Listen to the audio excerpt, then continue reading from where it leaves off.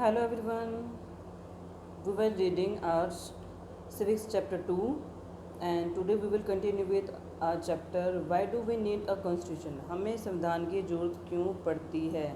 For example south Africa हमने देखा था पीछे कि ब्लैक एंड वाइट पीपल थे, उनको उनके साथ अलग अलग बिहेव किया जाता था। वाइट के साथ अच्छा होता था और ब्लैक के साथ अच्छा नहीं होता था। तो बाद में उन्होंने अपने फ्री होने के लिए लड़ाई की थी और लास्ट में वो विन कर गए थे। उसके बाद हमने क्या किया था, कॉन्स्टिट्यूशन देखा था कि साउथ अफ्रीका भी एक कॉन्स्टिट्यूशन की नीड हुई थी। जितनी भी डेमोक्रेटिक कंट्रीज़ होती हैं उनका एक अपना कॉन्स्टिट्यूशन होता है, ठीक है। तो हमें भी कॉन्स्टिट्यूशन की नीड होती है। क्यों है, क्या है कॉन्स्टिट्यूशन, ज़रूरत है ही क्यों इसकी? The oppressor and the oppressed in this new democracy were planning to live together. Oppressor और ओप्रेस, जो शोषण कर रहा था और जो शोषण सह रहा था, उन दोनों का क्या न्यू डेमोक्रेसी में इकट्ठा रहना था। It was not going to be easy for them to trust each other. तो इसलिए क्या था कि दोनों के लिए ईजी नहीं था कि दोनों एक दूसरे पर ट्रस्ट कर सकें।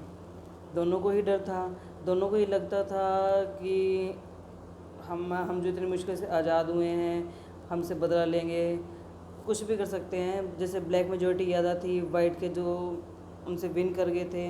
तो मेजॉरिटी और माइनॉरिटी जो संख्या में ज़्यादा होता है, जो संख्या में कम होता है, उनको डर लगा रहता है, एक दूसरे पर ट्रस्ट नहीं कर सकते। तो क्या था, इसलिए क्या है नीड हुई कॉन्स्टिट्यूशन की कि एक कुछ ऐसे रूल्स हों जो सबको फॉलो करने पड़े, सबको मानने पड़े। अब आपको कह दिया जाए कि मान लो ब्लैक पीपल जो वाइट को कहते कि नहीं हम तुम्हें कुछ नहीं कहेंगे, हम तुमसे कोई बदला नहीं लेंगे, हम ना ही तुम्हारी प्रॉपर्टी लेंगे। तो ऐसा थोड़ा ना था कि कभी भी वो बदल सकते हैं। तो एक पेपर पर लिखित जो राइट फॉर्म में आ जाता है हमारे पास, तो वो एक प्रूफ के फॉर्म में हमारे पास रह जाता है। इसलिए कॉन्स्टिट्यूशन क्या है, वो रिटर्न फॉर्म में हमारे पास है, एज अ प्रूफ वो हमारे पास रहता है। तो कॉन्स्टिट्यूशन का रोल क्या है हमारी लाइफ के अंदर? A constitution has does many things. उसके अंदर काफ़ी सारी चीज़ें होती हैं। बेसिकली कॉन्स्टिट्यूशन है एक रूल बुक का काम करता है, जो उस कंट्री में रहने वाले हर किसी को फॉलो करने पड़ते हैं, ठीक है। कॉन्स्टिट्यूशन क्या है, इसमें लोगों के ऊपर एक दूसरे के ऊपर फेथ जागता है, ट्रस्ट जगाता है कॉन्स्टिट्यूशन। चाहे वे कितने भी डिफरेंट क्यों ना एक दूसरे से, उन्हें एक साथ रहने की हेल्प करता है। कॉन्स्टिट्यूशन क्या देता है, उन्हें हेल्प करता है, ट्रस्ट करना सिखाता है एक दूसरे के ऊपर। कॉन्स्टिट्यूशन हमें यह बताता है कि गवर्नमेंट कैसे चूज़ की जाएगी, हम अपनी गवर्नमेंट को कैसे चूज़ करेंगे, एंड पावर किसके हैंड में होगी, और सारे डिसीजन किसके द्वारा लिए जाएंगे। नेक्स्ट क्या है, लोगों को उनके राइट के बारे में बताता है, और जो गवर्नमेंट है उसकी पावर की लिमिटेशंस बताता है कॉन्स्टिट्यूशन। और क्या बताता है, लोगों को ये भी बताता है कॉन्स्टिट्यूशन कि वो एक अच्छी सोसाइटी को कैसे बना सकते हैं और अपनी कंट्री को रहने के लिए अच्छा कैसे बना सकते हैं।